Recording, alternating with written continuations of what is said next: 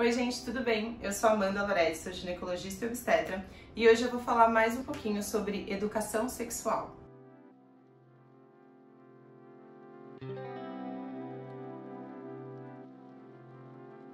Já deixa um like aqui no começo do vídeo que me ajuda muito na divulgação e se inscreve no canal se você não for inscrito, porque a maioria das pessoas que assistem aqui os vídeos não são inscritas.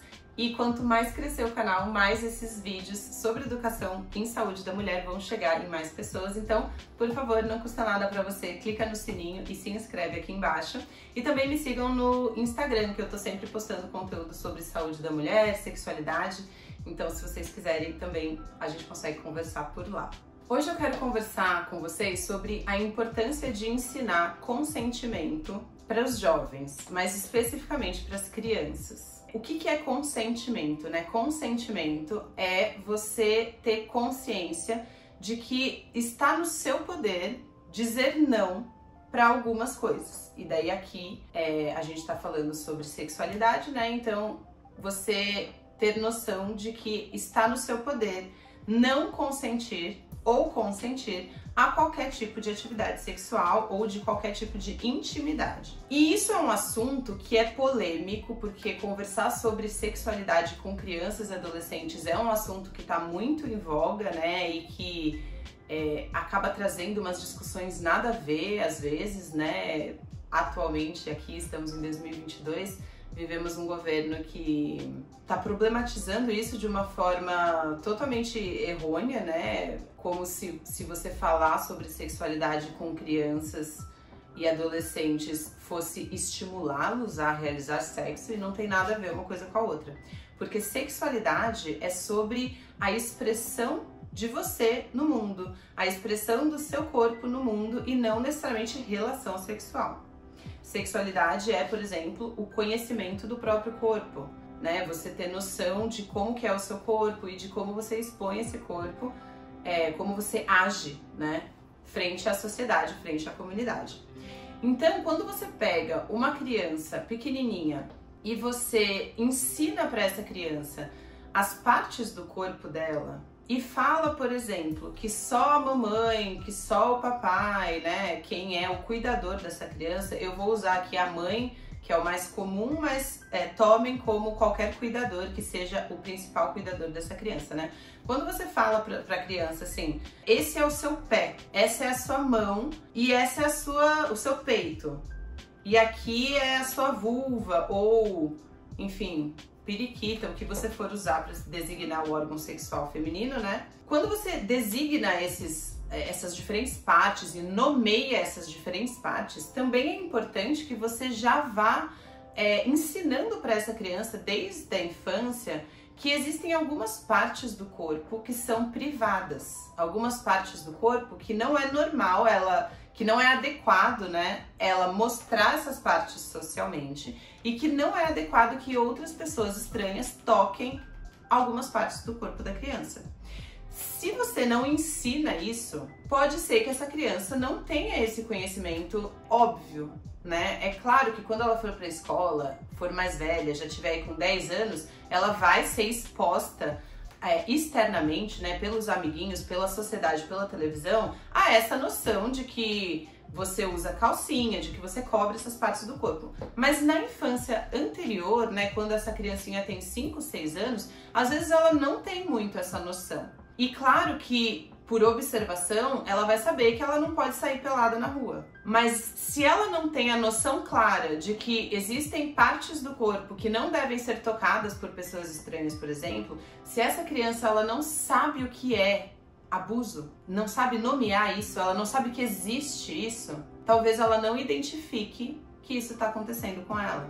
Então, você explicar para o seu filho, desde jovem, é claro que usando uma linguagem adequada, às vezes usando desenhos, bonecos, mas explicar de uma forma infantil mesmo, que só a mamãe pode tocar aqui, outras pessoas não podem tocar aqui, nem de brincadeira, e deixar o espaço aberto para que essa criança possa contar para você caso um tio, ou mesmo o pai, ou um professor na escola, ou qualquer pessoa estranha, um amiguinho mais velho, vá tocar ela nessas partes que ela aprendeu que ninguém poderia tocar, isso diminui muito a chance dela passar por um abuso sexual ou ainda dela passar por um abuso e se manter nessa situação, né? Não conseguir contar pra ninguém, porque na verdade muitas vezes ela nem sabe que aquilo que tá acontecendo com ela é errado. Na verdade, assim, nos relatos de crianças que passaram por abusos na infância e no início da adolescência, a grande maioria delas sabia que era algo errado no sentido de sentimento. Então se sentiam mal, se sentiam ameaçadas, se sentiam com medo, se sentiam enojadas, mas não tinham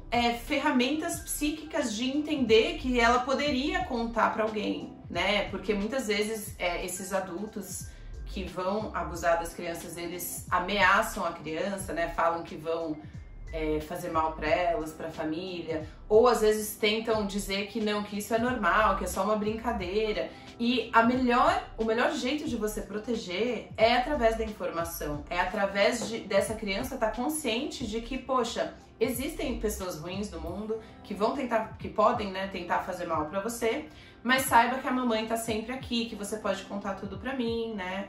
Enfim, nós como adultos temos um ímpeto de querer proteger os nossos filhos, as nossas crianças, né? E muitas vezes nessa proteção vem esse ímpeto de não citar e não expor essa criança a coisas ruins. Então, não vamos falar sobre morte perto da criança, né? O peixinho morreu? Não, você troca e nem fala que morreu, porque você não quer ver a sua criança tendo que lidar com temas difíceis como a morte ou como abuso. E daí aqui eu abro mais um parênteses para dizer assim que eu não tô falando para você sentar a criança e explicar para ela do jeito que eu tô te explicando, né? É claro que existe toda uma linguagem adequada, que se inclusive você não sabe como ter essa conversa com as crianças, converse com profissionais especializados, terapeutas ou o próprio pediatra da criança vai saber te explicar como ter esse tipo de conversa, né? Mas ter esse tipo de conversa, por mais que você pense, nossa, que horror, mas eu vou falar de abuso com a minha filha, tipo, será que isso não vai chocá-la? Assim, é um equilíbrio entre você não chocar a criança, mas ao mesmo tempo expor ela a coisas que existem, né? É a mesma coisa com a pornografia, agora não com crianças, né, mas com pré-adolescentes, por exemplo. Jovens de 11, 12 anos hoje em dia, eles já foram expostos à pornografia. E muitas vezes a pornografia é pesada, coisas que eles não conhecem, que vão assustá-los, que eles não sabem como lidar, porque eles não têm nem assim experiência social, óbvio, mas não tem às vezes nem maturidade psíquica mesmo para lidar com algumas violências que são mostradas em sites pornográficos. E daí muitas vezes os pais têm o ímpeto de falar assim, não, eu vou bloquear os computadores da casa e assim eu protejo ele dessa exposição. Só que isso não protege, porque ele vai ver no celular do amigo, ele vai ver no computador da casa do pai do fulano, entendeu? E eu digo isso porque eu cuido dessas crianças e eu sei que essas crianças são expostas aí numa idade de, às vezes, 9, 10 anos. Então, essa criança que foi exposta à pornografia, ela vai ser exposta. Então eu entendo o ímpeto de querer proteger, mas hoje em dia, com a disseminação da pornografia, é impossível, a não ser que você viva numa comunidade sem acesso à internet. Então ela vai ser exposta. E a diferença de como ela vai lidar com isso está no fato dela se sentir segura para ir discutir isso com você e falar, nossa, eu vi uma coisa bizarra que eu não entendi. O que é isso, sabe? Você pode me explicar? Tipo, me assustou, é assim que é sexo, sei lá. Ou ela guardar aquilo pra dentro, não contar pra ninguém e ficar, tipo, né, vivendo aquela angústia sem ter ninguém pra falar. Então, assim, não tô falando pra começar a mostrar pornografia pra criança de jeito nenhum, ou de ficar explicando sexo em detalhes pra crianças, mas é importante explicar pra criança o que é sexo, que parte do corpo que é sexo, né? Que sexo é uma coisa para fazer quando ela é adulta, que ninguém pode tocar essas áreas, que ela tem espaço e confiança, né? Um espaço seguro para trazer essa informação caso alguma coisa aconteça ou caso ela se sinta desconfortável em alguma situação, que você está aberto para conversar com ela, por mais difícil que isso seja para você, né? Porque infelizmente hoje em dia a gente vive numa sociedade doente que tem muito abuso sexual e que tem muita pornografia, então essas crianças e adolescentes e pré-adolescentes eles estão sendo expostos a isso. E a diferença entre uma exposição que vai causar mais ou menos dano na vida dessa pessoa, muitas vezes está no fato dela conseguir buscar apoio dentro de casa. Ou na escola, no caso do abuso estar acontecendo dentro de casa, né? E tá aí, vou agora politicar um pouco aqui, né? A necessidade disso ser abordado nas escolas também, né? Estudos mostram que a maioria dos abusos sexuais em crianças acontecem no âmbito familiar. Ou dentro de casa com os pais, ou com o pai, né, no caso, ou com o avô, com o tio. E daí muitas vezes essa criança, ela não tem expressão dentro de casa não tem coragem, enfim, de denunciar o pai para a mãe, por exemplo. E é por isso que também precisa ter esse tipo de abordagem na escola, porque às vezes isso é uma situação que está sendo abafada dentro de casa e ela precisa ter um outro lugar onde ela pode discutir isso, que o ideal seria sempre ser os pais, mas muitas vezes esses pais não vão ser esse porto seguro, ou pior ainda, podem ser as pessoas que estão fazendo o abuso, né? Então, é preciso ter essa descentralização da educação sexual por causa desse motivo, mas você que tem o seu filho e que não está com uma situação de abuso sexual dentro de casa, você tem esse papel, essa responsabilidade de se deixar disponível. E, inclusive, muitos pais não conseguem agir, não conseguem conversar com os filhos sobre isso, porque não tiveram essa criação quando eles eram novos e muitas vezes lidam com questões sexuais próprias deles, né, tipo tabus, não conseguir falar sobre certas coisas, nem com o próprio parceiro, né, quem diria com o seu filho. Então, se você se vê numa situação de, poxa, eu entendo essa importância, mas eu não consigo falar com o adolescente, tipo, eu não sei nem por onde começar, também às vezes vale a pena você procurar ajuda, né, seja através de vários sites hoje em dia que existem, que explicam e ensinam sobre como ter esse tipo de conversa, ou às vezes até procurando um psicólogo ou até um ginecologista para tratar as suas próprias questões sexuais e a partir daí tá num lugar mais confortável para falar sobre isso com os seus filhos.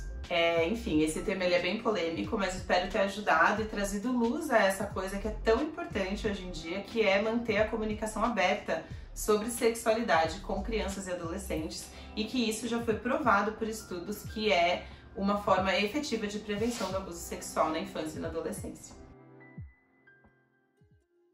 Então, espero que vocês tenham gostado. Tema difícil, né? Se tiverem dúvidas ou discordarem de alguma coisa que eu falei, podem deixar aqui nos comentários ou me mandarem mensagem lá no Instagram, que eu sempre respondo também. E até o próximo vídeo.